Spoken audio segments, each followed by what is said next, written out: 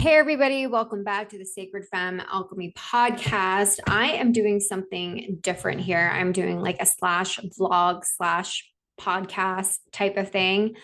Um, and I don't know, I'm so inspired by all of the people that are doing vlogs right now. I love that there's like this some sort of comeback. And I think it's because a lot of people, I mean, I can speak for myself, especially entrepreneurs, they're pretty tired of just this whole idea of creating content, pushing out content, and wanting to create something that is just for, I don't know, the love of the game. And so for myself, as an entrepreneur, I often feel like there's just so many different things that you have to do when you're pushing out content, when you're creating content. It's all about, oh, how does it look aesthetically? Is it on brand? If you're saying something, does it align to your strategic pillars? What are your strategic pillars? Is it educating people? Is it polarizing so you have an opportunity for virality?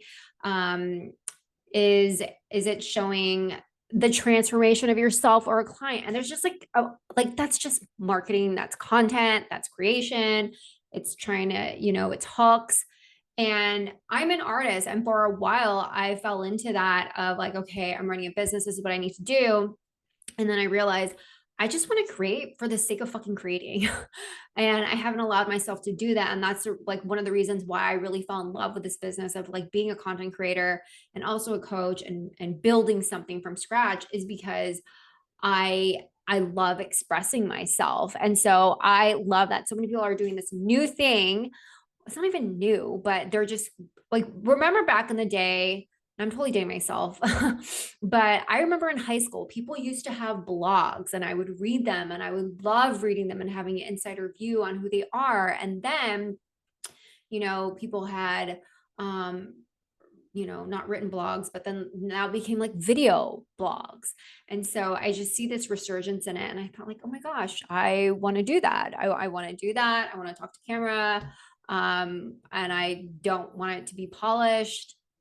It's just for me. Right. And so this is a piece of me. Obviously, I do share a lot in the content that I create, especially when I talk about my own stories, my own spiritual experiences, but this is more behind the scenes. And so right now I'm actually documenting myself creating my group coaching program that's going to come out, because there's two sides to it, right? There's like the people that are actually building behind the scenes. So you think about like all those reality TV shows where, I don't know, Buying Beverly Hills. I like that because it's not too much made up drama. I'm sure there is made up drama about it, but for me, I find that it's actually palatable. It's still refined reality, right? Before it went off the deep end, like Selling Sunset or something. That is like, okay, you could really tell a lot of it is just headlines that are blown out of proportion because they want people to watch it. They want the numbers to go up, right?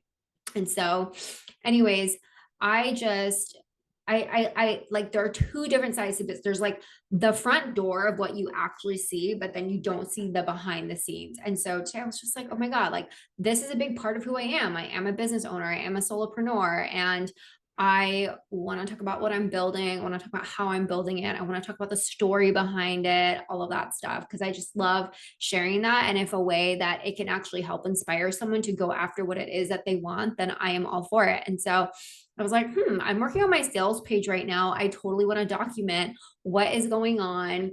How did it come to be? All that stuff. And I think what really pushed me was I had all these ideas in my head, but ultimately what I wanted to do was I needed time to create. And so I'm like in this period of my life where, oh my gosh, I like just have so much stuff in my head and I just need to get it down on paper. And I just feel like sometimes I can't even talk because I'm just like, bleh. Like there's just so much that needs to come out of me. And so, so I've been working on the sales page, and this is something that I've been wanting to do for a while, a group coaching program. So many people have told me, oh, unless you sell out your one-on-ones, you can't do a group program. You can't have a course unless you have this proven formula of working with hundreds and thousands of people, that this is actually going to work and you're going to get them the same results. every single time without you being there. Sure, there's like some truth to that, right? But am I going to let what other people say dictate what I can and can't do? If I do, then like I'm just going to be in the same fucking box forever. And so I really encourage you, if you're in that space of like, oh, well, I can't do it because someone said this. I can't do it because someone said that. And it's just like, no, you didn't go after your dreams to all of a sudden be like, oh, well, I can't do that because someone else said I couldn't. They're not you. They don't know your story. They don't own the story of like stories of being successful or how to do something. It's just their experience. They're not you. Sure, you can, listen. It's like, for example, when someone gives you advice, it's based off their experience, but you have the choice whether to listen to them or not. And so I really had to look at my limiting beliefs of, okay, well, but this is something that I truly desire. Like I love working one to many. I also love working, one to one also because it does give you an intimate viewpoint into someone else's world and you can go really, really deep. And I think it's a great container to truly practice intimacy and being seen and sharing things that maybe, might be upsetting to you. Right. But my passion truly lies in one to many. I love groups. I love teaching. I love speaking.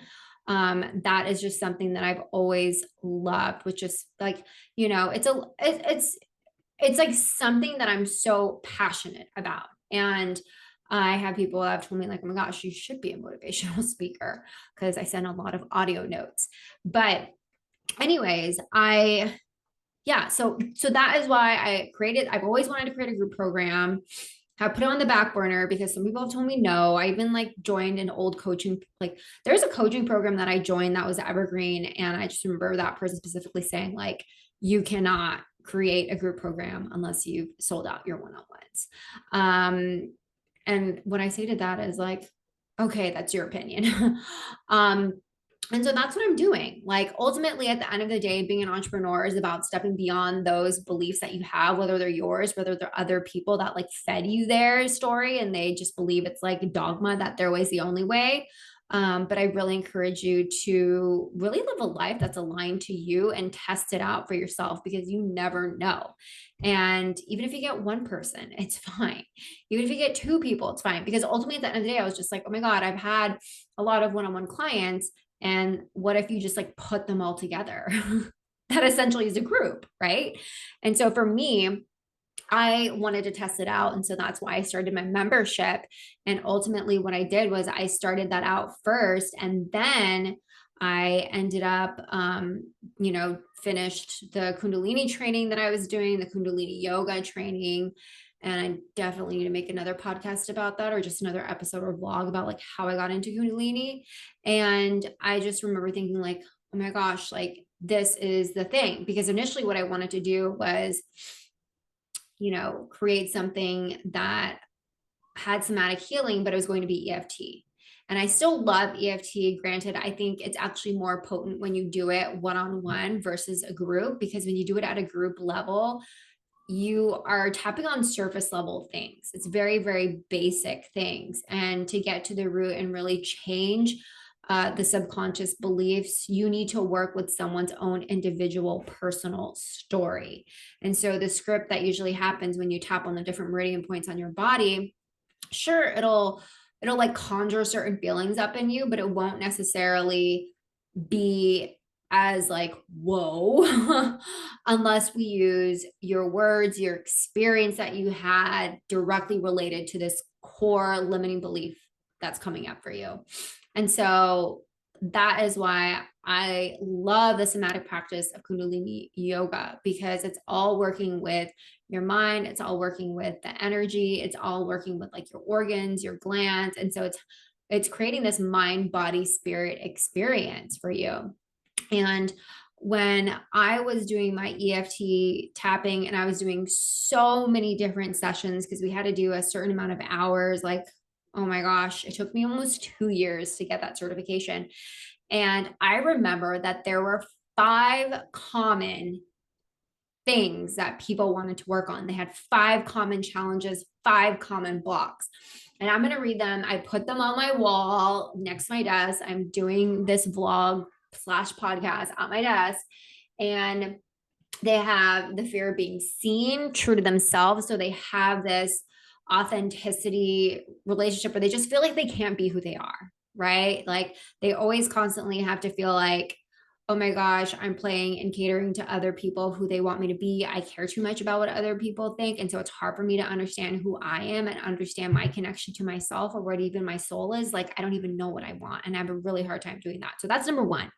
Number two is they have this fear of rejection and abandonment. Maybe something happened when they were little where like, oh my God, I was my true self. And then, my parents told me to dim it down. Or I was in class and the teacher said I was acting too loud. Like there's just something that happens when they're younger where they feel their expression is shut down. And so as a result of that, their voice is small, they dim themselves. Like they don't want to bring any attention because they were rejected. And so there's like that fear of truly expressing yourself and having this fear of rejection and like being abandoned and not being cared for that comes up when a lot of people want to pursue something. And then the third one is like fear of success or failure. And so with success comes responsibility. And when you have bigger success, it requires a lot of responsibility. And sometimes you're just not up to the challenge. You're like, oh my God, that's too much. I can't do it. I don't know how to handle it. Bigger. It's like, as an entrepreneur, you're constantly going up against so many different iterations of like fear of success and failure. So for example, like for me, and that ties into perfectionism too. And so for me, it's like, oh my gosh, if I do something new and people see that I'm new at that they see I'm very green, they're going to have all these thoughts of like, oh my God, she's stupid. Who is she to do this? And so like that gets in my mind. But then at the end of the day, it's like, well, the more you get to know your inner critic and understand it in a way where it doesn't, usurp you or like subterfuge you, then you're able to see that that is a lie. And what other people say, you're like, well, I already said those things about myself, so it can't be that bad, right? If you're saying that, I agree with you. No, I'm kidding. But yes, so it's just a fear of success, fear of failure, fear of, maybe your parents don't support you in your dreams. You're just like, oh my God, they're going to think I'm a failure and they're not going to support me. And I might as well just, get their love a different way, or I might as well just not do this. But something the other day came up to me came to my mind was, all those people that are getting laid off, are they not applying to jobs because thousands and thousands of other people are applying to the same jobs? No, they're shooting their shot. Like no one ever says that when they apply for a job, like, oh, I'm not going to apply for this product manager job because there are 5,000 other people that are probably applying to the same thing. Like, no, they want a shot and they're like, okay, I'm going to apply for the next one. And so like, let's apply that like reckless abandon of rejection and not even caring to the idea of like success and failure. Like, let's just do it. Because at the end of the day, I even went to a conference the other day and I realized all the people that were speaking, all the people that are doing workshops, I was like, oh my God, they're no different than me. The only difference is that they're actually doing the thing that they said they're going to do. And it like, everybody has an equal share. Like, sure, you can argue with me on that. You can come at me like whatever. But at the end of the day, it's like the difference that people are doing something is like, that is the main differentiator. You can tweak your content, you can tweak your branding, you can tweak your marketing, all of those things. But it's like, you got to embody that last person standing, because that is the thing that actually sets you apart, because so many people give up, and if all you have to do is just not give up and show up and not even care about the numbers and be fucking delulu, then like that's okay. And just like bust through your fears. Like, sure, I make it sound very, very easy, because trust me, like it was very hard for me to pull the trigger on this whole like Kundalini coaching. Cause I was like, oh my God, like, man, these are these things in my head. I'm gonna suck, and they're gonna know I'm an amateur, and like, what if the music's lame, and like just all this stupid stuff I was saying. But I honor it. I honor that part of me that wants to protect me. And it's like, okay, we'll only give you like air service or lip service for a little bit, but then we got to push through it, because at the end of the day, you got to have action behind your intention. And so without that, you can't actually bring those gifts and share it in the world. And are you willing to get over yourself, to get over your ego in order to serve or like be of service, right? Because I do believe in this, like it is tried, tested, and true. This is data. Like I did like hundreds and hundreds of EFT sessions where we were like, these are the, like, I literally saw a pattern. I was like, these are the 5 categories that I often see people dealing with. And this is like what I want to address. And so the fourth one is vulnerability and intimacy, relationships. Anybody that wants a healthy relationship and has like this thing where they're attracting unavailable people, where they still haven't found their partner yet, it's like, at your core, your heart is not fully open. Like, let's be real. If you do the deep inner work and you stop lying to your therapist, that is what the truth is. You're afraid of getting hurt because, I don't know, some person hurt you before, or maybe you cheated on someone and you're projecting that you're going to cheat again. And you just don't want to be in that relationship where you're like, you either break someone's heart or someone breaks yours. And so that is what I saw people come up against a lot, is like, how do I have healthy relationships? How do I tap into my heart? How do I get ready to be vulnerable? How do I know what intimacy is? And I remember I even had this too with my partner when I first started dating him back in 2020, like the first time around.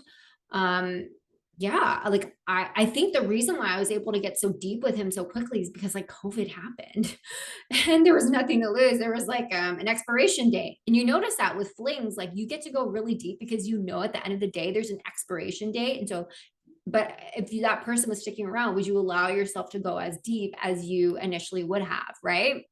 So that is something that came up. And then the fifth one is people just not feeling, wait, 1, 2, 3, 4. Yeah, 5. The fifth one is like people not feeling enough.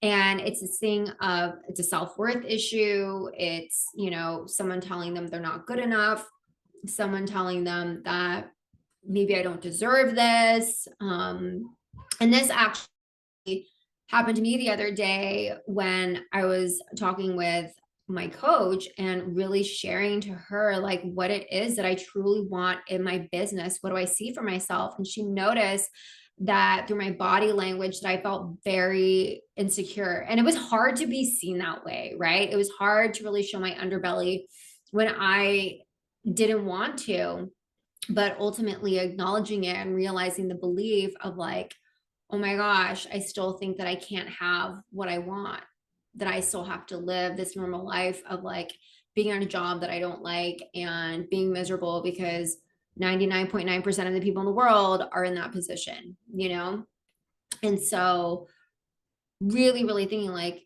do I think I'm worthy enough? Like, what are the beliefs behind that? And ultimately at the end of the day, what I really love is that we are accountable for our experience. And so that is why I wanted to create this program, because I know so many people out there, they have these things that they want in life. And if they're able to tap into any of those 5 blocks and work with it and have, a yoga practice to it, meditation practice to it, a reflective practice to it, they can really start to make, deep transformational changes that allows them not only to bring awareness around that, but then also really believe that they have the power to change the life that they are experiencing. Because that is what empowerment is once you start to realize that you are responsible for the experience that you have in this worth, you are responsible because you get to see like, okay, this thought was given to me. Like, so for perfect example, in the very beginning, when I said, oh, I want to create this group coaching program. But for the longest time, I think it was like since 2022, 2020. Yeah, 2022. No, 2021. I don't know. I can't remember. 21 or 22. I've had that belief that I couldn't have a group coaching program. And so it's like 2 years later, I put that 2-year passion of mine on the back burner, or like something that I really, really wanted to do on the back burner because someone said I couldn't do it. And so it's really up to you to think about like, oh, am I going to listen to that person? Am I going to take their experience as if it's going to be my own and then not experience it for myself, or create a new rule for myself to show them, or not even show them, but just to really follow my heart and what it is that I want to do. And so like, once you start to realize that, like, oh my gosh, like I have the responsibility of how I experience my life, then the hard part is that they continue to want to be the victim. They want to be the victim because it's easier to be the victim. It's easier to say this person is that, this person is that. Like, I have a hard time with being on time. I do, in person. That's probably why I like things online, because I can just show up, whatever. being in person, you have to leave the house. Like, I don't know. I need extra time for myself. I totally, totally do.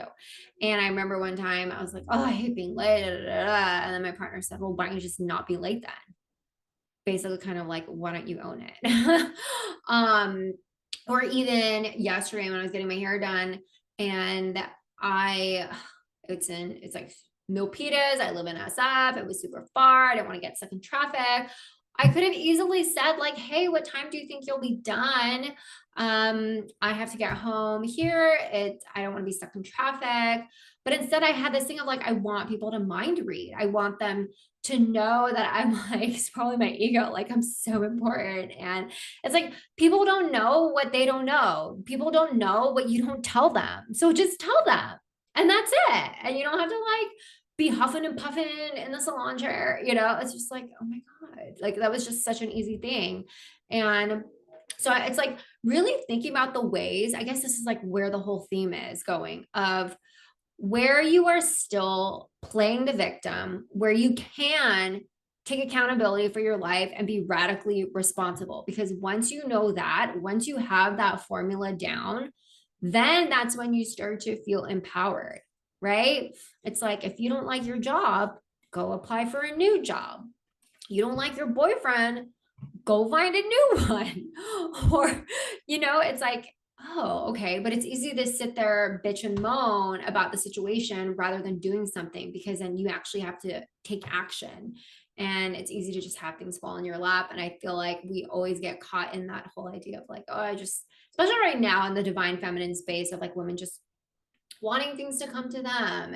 And now I'm really understanding that is what inner union is of like masculine feminine is you have the vision, you have the want, you have the desire, but then you use your masculine side to actually go out and take action on it. And so that is that.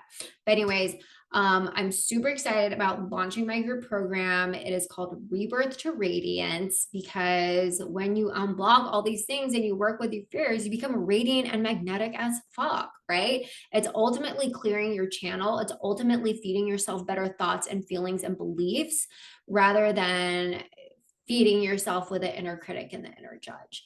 And so if you love yourself more, you start to create different patterns for yourself. And the first step is just creating awareness. And we will be doing a daily sadhana, which is a daily spiritual practice. So you will be given, I don't want to give it too much away, but it's a 9-minute practice because, a lot of the times we let other people's own movies and own projections be the channel that we put on our own movie screen. And in order to stop that, in order to feel radiant and magnetic and connected and true to ourselves and our body and really feel like we are the leaders of our lives, we have to get in touch with who we truly are at the soul level. And, that is what this program is addressing. That's what it's anchored in. That's why it's called Rebirth to Radiance. And so it will be 6 weeks long, happening September 22nd to September 23rd after fall, autumn equinox. Because those are like anytime there's autumn, spring equinox, winter solstice, summer solstice, that's like always a good time to start a program. Anyway, it's very auspicious. Okay. You can plant the seeds, we can manifest, all that stuff. It's only 6 weeks, right? And so it's 6 weeks. So it's September 23rd to October 31st. So it falls on Halloween, which is super cool because then it's like, oh, we get to come up with like this new character that we get to be, and we're already planting the seeds and stepping into. And so that's what it'll be. And then so we'll have workshops on Monday. Thursdays, we will have the Kundalini yoga sessions, and you get a 45-minute bonus one-on-one session with me. So I'm super excited. I'm going to link the sales page in my YouTube channel. Like, yeah, it'll be everywhere. All right. It'll be everywhere. But I'm loving these vlogs. I'm going to do them. I'm going to make a commitment to do them. Maybe daily. I don't know. Why not? Why not? All right. Anyways, I will catch you all tomorrow. And I hope you all have a beautiful day. All right. Bye.